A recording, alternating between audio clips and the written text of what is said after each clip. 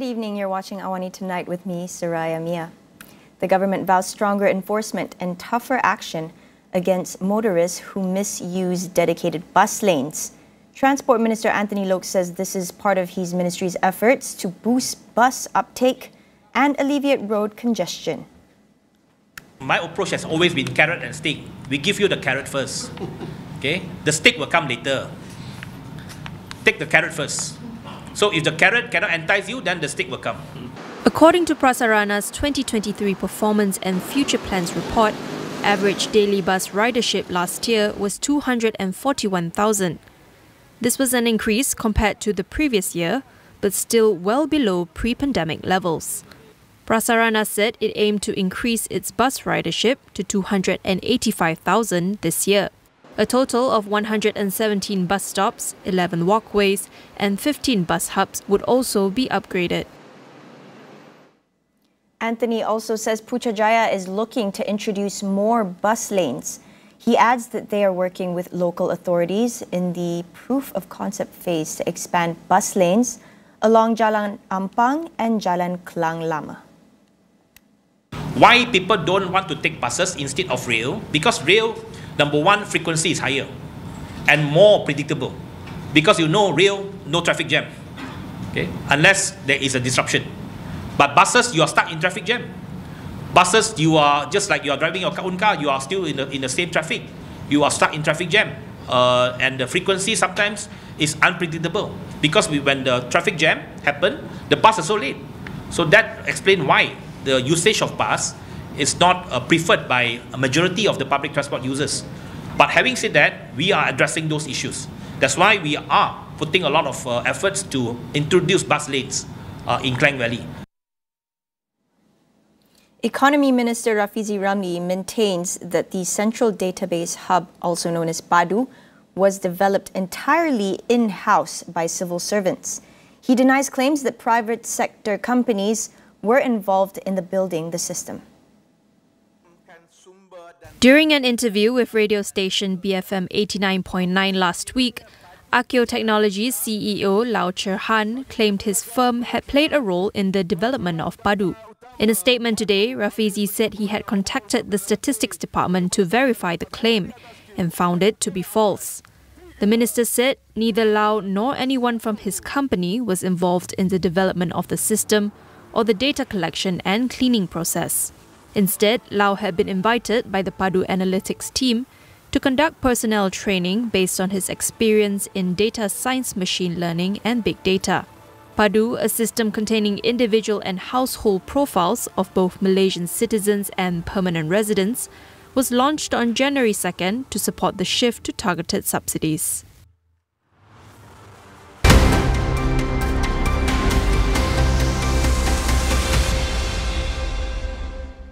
The threat of escalating non-communicable diseases and the challenges posed by our rapidly aging population have cast a spotlight on the pressing need for healthcare reforms. Public policy analyst Edwin Goh shares his wish list for a more robust healthcare system in 2024. I hope to see MOH step up in addressing NCD by first expanding the sugar tax. The newly revised sugar tax charge 50% per litre, but only on prepackaged sugar-sweetened beverages such as soda, milk-based drinks, and juices. But it falls short in two areas. One, they exclude sugary foods, and two, it lacks incentive for producers to reduce sugar content. So to plug these gaps, I think my suggestion is twofold. One, we need to consider extending the sugar tax to cover sugary food, such as junk food and cookies. And two, we need to implement a tier-based tax structure to promote reduce sugar consumption. I believe this will not only address the root causes of excessive sugar intake, but also prevent producers from reformulating to offset the sugar tax. Edwin also hopes for the government to improve healthcare financing methods, looking at a model that can incorporate both government-financed healthcare and social health insurance. With Malaysia being a rapid aging nation, we need to recognize that maintaining the status quo may not help us to meet the rising healthcare costs required for old age care and the NCDs associated with it. But rather, we're going full on with the social health insurance, guarantee us the equitable access that we need to ensure quality healthcare for all. As this is one of the reasons is because a significant proportions of working adults are without formal employment, so they are very likely to be excluded from the social health insurance.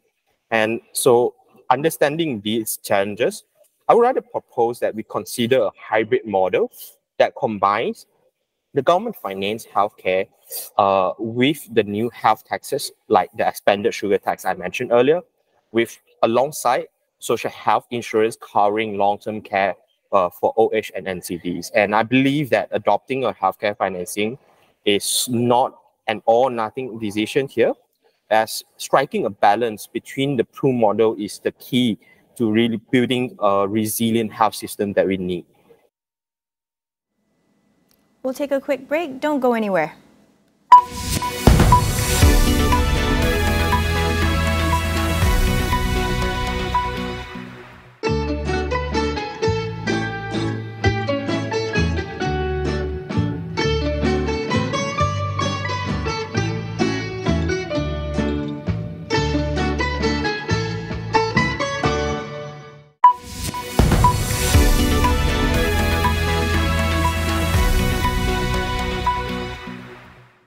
Welcome back. South Korea has passed a bill to end the centuries-old practice of eating dog meat by 2027.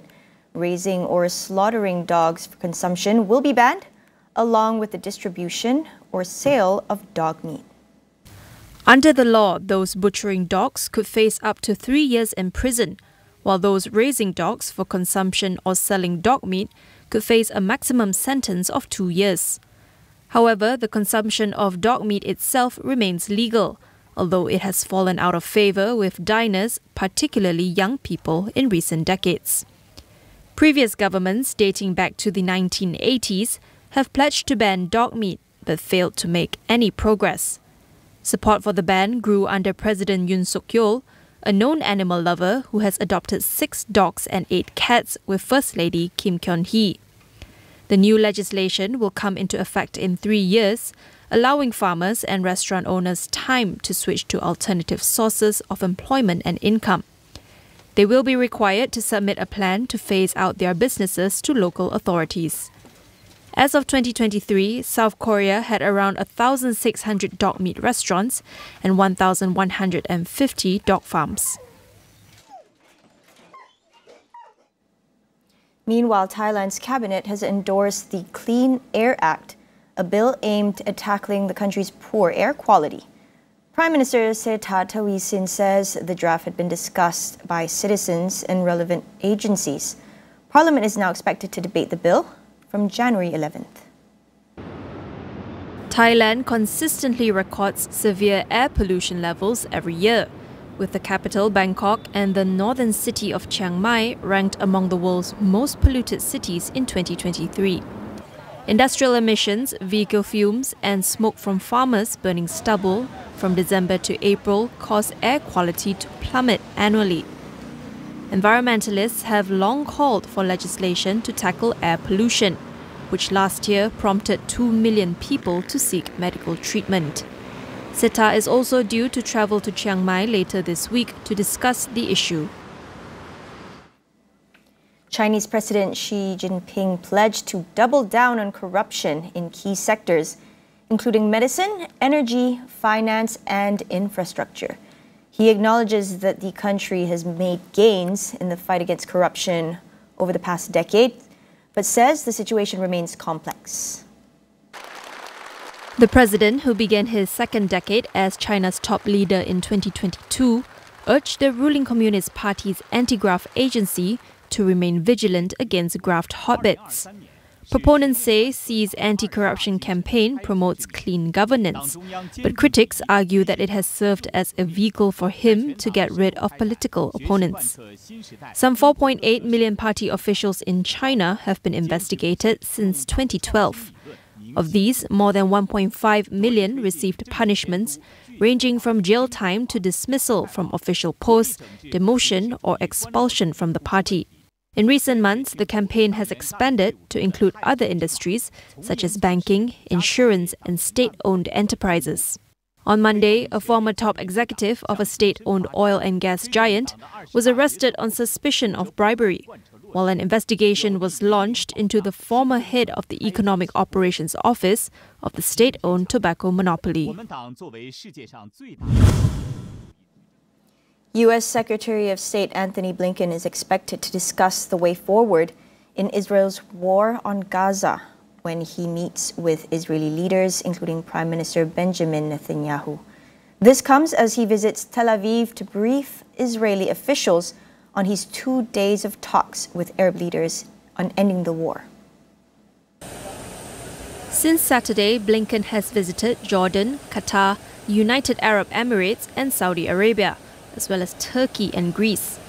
While trying to diffuse regional tensions, the U.S. diplomat discussed plans for the future governance of Gaza. He said regional states wanted integration with Israel, but only if plans to normalize relations included a practical path to a future Palestinian state. Blinken added that he would press Netanyahu's government to do more to protect civilians and ensure they receive necessary humanitarian assistance. Israeli Defense Minister Yoav Gallant said his country was determined to end Hamas's rule over Gaza, despite growing pressure from the US and Arab leaders to scale down the assault. Around 1% of the Gaza population has been killed since the war broke out on October 7th, 2023. According to the latest official data by Gaza's health ministry, the Palestinian death toll from the violence had risen to at least 23,084 in the besieged enclave, with 58,926 more injured. Gaza was home to more than 2.2 million people, which means that about 1 in every 100 people in the Strip was killed in the latest round of conflict. The fatalities also included more than 9,000 children and over 5,300 women, according to the health ministry. Before we end the show, here's a short explainer video on the much talked about case filed by South Africa at the International Court of Justice, ICJ, in The Hague, Netherlands, against Israel's genocide in Gaza. This Thursday, the United Nations top court, the International Court of Justice, ICJ, will be taking on a significant case involving South Africa and Israel. So what's going on? On December 29th, South Africa, a longtime supporter of the Palestinian cause, officially launched the case. Their main claim? Alleged acts of genocide committed by Israel in Gaza. They're urging the ICJ to swiftly investigate and urgently declare that Israel is violating the 1948 Genocide Convention. They're also asking the court to demand that Israel immediately stops any actions breaching its obligations. Now, Israel has stated it will contest South Africa's accusations before the ICJ. But here's the key question. Can this ICJ case from South Africa actually put an end to the conflict in Gaza? The short answer is unfortunately unlikely. While the ICJ carries more weight than the UN Security Council, where the US heavily shields Israel, it lacks enforcement power. In some instances, the ICJ orders have been ignored with no serious consequences. And remember, these legal processes take time. For instance, after Russia invaded Ukraine in March 2022, Kiev filed a case at the ICJ. The court did issue orders for Moscow to halt military operations, but over a year later, the war in Europe continues. So what's the potential impact of South Africa's ICJ case against Israel? It might not stop the war directly, but it could add weight to the growing international calls for Israel to stop the war. That wraps up AWANI tonight. Thank you for watching. I'm Saraya Mia, and we'll see you soon.